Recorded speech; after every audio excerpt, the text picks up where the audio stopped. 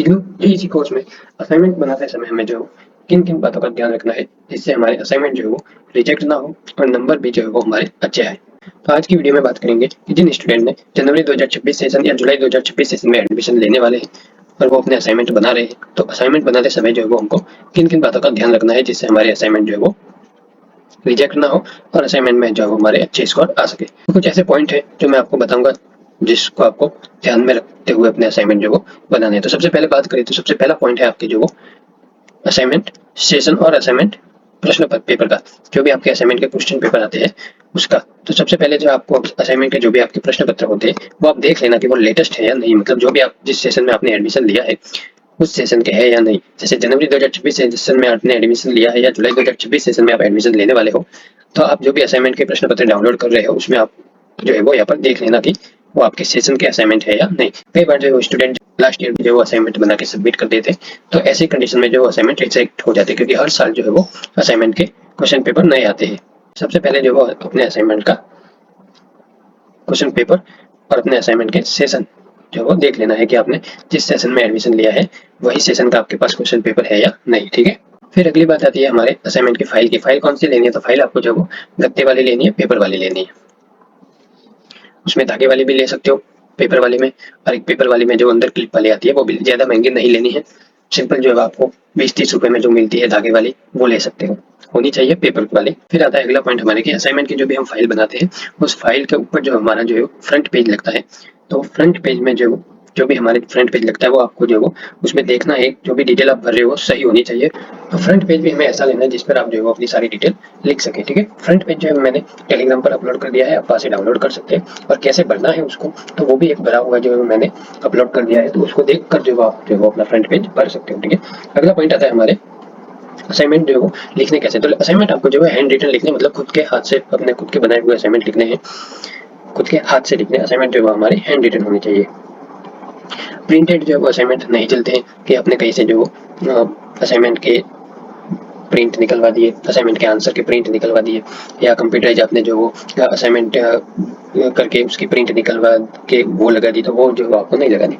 जो भी आप असाइनमेंट के आंसर बुक से या कहीं से भी लिख रहे हो तो वो अपने हाथ से लिखने हैंड रिटन होनी चाहिए। बाकी मैंने भी जो वो सॉल्व असाइनमेंट यूट्यूब पर डाले हुए हैं, टेलीग्राम पर डाले हुए, तो आप वहाँ से भी देख के जो वो बना सकते हो। यहाँ पर जो मैंने अपने चैनल पर जो वो प्ले लिस्ट वाले सेक्शन में जो असाइनमेंट की वीडियो डाली हुई थी, यहाँ से आप अपने जो वो असाइनमेंट देख के लिख सकते हो। सारे आंसर जो मैंने डाले हुए हैं ये है अपने DEC1, DEC2 और DEC3 तीनों का जो आंसर मैंने सॉल्व असाइनमेंट जो डाले हुए हैं, जहाँ से आप आंसर जो लिख सकते हो। अगला पॉइंट आता है हमारे असाइनमेंट जो भी हम लिख रहे हैं जो है वो एकदम हमारा काम जो क्लीन एंड नीट होना चाहिए, मतलब साफ सुथरा होना चाहिए। ज्यादा जो वो उसमें आप ध्यान रखें कि जो वो ज्यादा उसमें काट छाट ना हो, तो उसमें थोड़ा ध्यान रखें कि जो भी आप लिख रहे हो वो पढ़ने लायक हो, असाइनमेंट के आंसर जो वो पढ़ने लायक हो।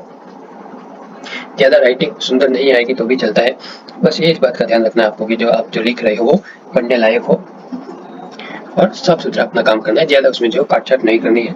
अगर आपका कोई पूरा पैराग्राफ ही गलत हो जाता है तो वो पेज हटा दीजिए। छोटी मोटी एक आध गलतियां जो वो एक आध वर्ड वगैरह गलत होता है तो वो चलता है। बाकी अगर आपका पूरा पेज ही खराब हो जाता है, पूरा पैराग्राफ आपने जो लिखा है वही आपसे जो वो गलत हो जाता है, तो उस पेज को हटा के दूसरा पेज लगा दो। ठीक है, जिससे आपका जो काम जो वो क्लीन एंड नीट लगे, अच्छा लगे, ताकि जो चेक करने वाले असाइनमेंट जो भी सर चेक करते हैं वो उनको भी जब लगे कि हाँ भाई जो स्टूडेंट ने अपने असाइनमेंट में मेहनत की है, काम किया है। फिर आते हैं हमारे जो हम असाइनमेंट में जो भी आंसर लिख रहे हैं और जो भी क्वेश्चन लिख रहे हैं, तो उस पर जो भी पहला, जैसे आप पहला प्रश्न करें तो क्वेश्चन नंबर लगा दो कि ये पहला प्रश्न है।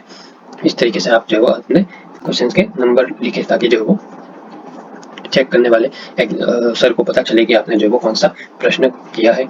ठीक है, अगर उसमें जो पार्ट होते हैं प्रश्न में, जैसे प्रश्न में भी पार्ट होते हैं, जैसे ABC में आपको बताऊँ तो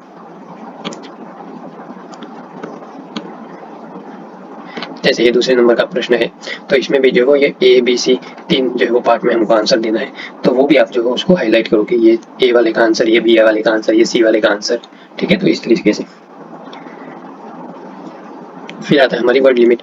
अब यहाँ पर जो है वो आपको अपने असाइनमेंट में जो वो देखने को मिलेगा कि यहाँ पर जो लिखा हुआ है कि आपको 300 शब्द में आंसर देना है या 400 शब्द में आंसर देना है, तो ऐसे लिखा हुआ होता है।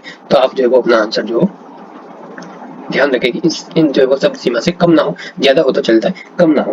मतलब शॉर्ट में आंसर जो आपको नहीं लिखने, जो भी शब्द सीमा दी हुई है उससे ज्यादा लिखोगे तो चलेगा पर कम नहीं होनी चाहिए। ठीक है,